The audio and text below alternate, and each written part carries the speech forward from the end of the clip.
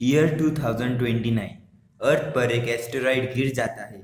उस एस्टेरॉइड के गिरने के वजह से वह अर्थ को पूरी तरह खत्म तो नहीं कर पाता, पर इतना नुकसान दे देता है कि अर्थ इंसानों के रहने लायक नहीं बचती।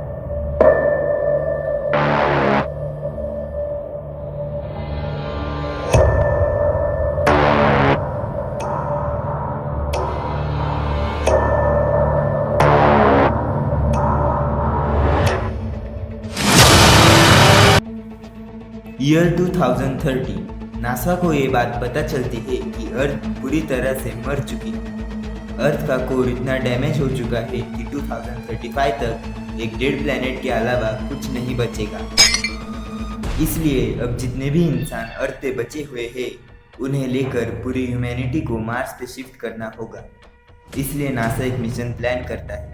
पहले कुछ एस्ट्रोनॉट्स को मार्स पे भेजा जाएगा। उसके जांच करने के लिए नासा पूरी तैयारी में लग जाता है। इस मिशन के लीडर के तौर पर रोबोट को चुना जाता है और 5 एस्ट्रोनॉट्स भी इस मिशन में उसके साथ होते हैं। कुछ महीने बाद एस्ट्रोनॉट्स तैयार होते हैं। मार्स स्पेसशिप लॉन्च होता है। वो सक्सेसफुली अर्थ के ऑर्बिट को छोड़ते हैं। After 9 months astronauts successfully Mars के ऑर्बिट की ओर बढ़ रहे होते हैं। उनका स्पेस शटल मार्स के ऑर्बिट में घुस जाता है और बिना किसी तकलीफ के लैंड हो जाता है। सारे एस्ट्रोनॉट्स अपने स्पेस सूट पहनते हैं। स्पेस शटल के डोर की ओर देखते हैं।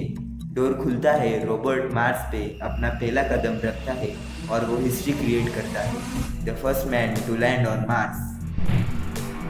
सारे एस्ट्रोनॉट्स स्पेस शटल से उतर जाते हैं।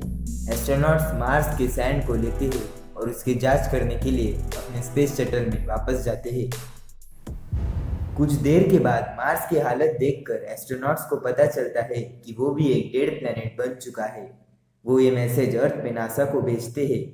वो बहुत ज़्यादा डिसअपॉइंट हो जाते हैं और एस्ट्रोनॉट्स को बोलते हैं कि मार्स को जितने जल्दी हो सके उतने जल्दी छोड़ दो। और तभी एक आवाज़ आती है। एस्ट्रोनॉट्स ऊपर की ओर देखते हैं तो उन्हें एक ऑब्जेक्ट दिखता है जो मार्स की ओर बढ़ रहा है। एस्ट्रोनॉट्स जल्दी जल्दी में स्पेस शटल की ओर बढ़ते हैं और जल्दबाजी में ही रोबोट स्पेस शटल में चढ़ते चढ़ते ही गिर जाता है और तभी वो ऑब्जेक्ट मार्स पर गिर जाता है। लेकिन वो कोई बड़ा ऑब्जेक्ट ना होने के कारण एस्ट्रोनॉट्स बच जाते हैं और उनके स्पेस शटल को भी कुछ नहीं होता। रोबोट उठता है। वो उस ऑब्जेक्ट की ओर देखता है। वो देखता है कि वो कोई एस्टेरॉइड नहीं है, वो एक मेटल टाइप ऑब्जेक्ट है। रोबोट उसके पास जाता है। उसके पास जाते ही वो देखता है कि कुछ अजीब शेप का ऑब्जेक्ट है। उसकी तरफ जाते ही वो ऑब्जेक्ट एक तरफ गिर जाता है। एक तरफ गिरते ही उस ऑब्जेक्ट से अजीब तरह की गैस निकलती है। वो गैस रोबोट के सूट में घुस जाती है और वो उसे सूंघ लेता है और वो वहीं पे बेहोश हो जाता है। दूसरे एस्ट्रोनॉट्स उसे उठाते हैं और स्पेस शटल में लेकर जाते हैं। उस अजीब से ऑब्जेक्ट से अभी भी गैस निकल रही होती है। सारे एस्ट्रोनॉट्स ये देखकर डर जाते हैं और स्पेस शटल में बैठकर मार्स को छोड़ देते हैं और रोबोट अब भी बेहोशी था। एस्ट्रोनॉट्स को लगा कि वो मर चुका है, पर वो ये देखते हैं कि उसके सांसें अभी भी चल रही है। वो अर्थ से ये परमिशन मांगते हैं कि क्या वो रोबोट को अर्थ पे लेकर आ सकते हैं और उन्हें परमिशन मिल जाती है। आफ्टर 9 मंथ्स रोबोट अब भी बेहोश था। एस्ट्रोनॉट्स को लगा कि वो शायद कोमा में होगा। एस्ट्रोनॉट्स वापस सक्सेसफुली अर्थ पर लैंड करते हैं।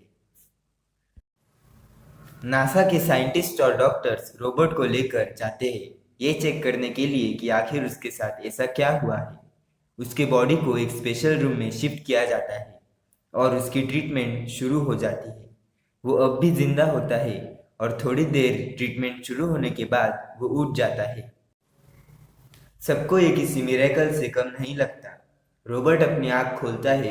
डरा हुआ रोबोट अपने आसपास देखता है और तभी उसे बहुत तकलीफ होने लगती है। उसकी बॉडी स्टिल होने लगती है। उसी वक्त रोबोट मर जाता है और उसकी पूरी बॉडी एक स्टोन की तरह सॉलिड होने लगती है। सारे साइंटिस्ट और डॉक्टर्स ये देखकर डर जाते हैं।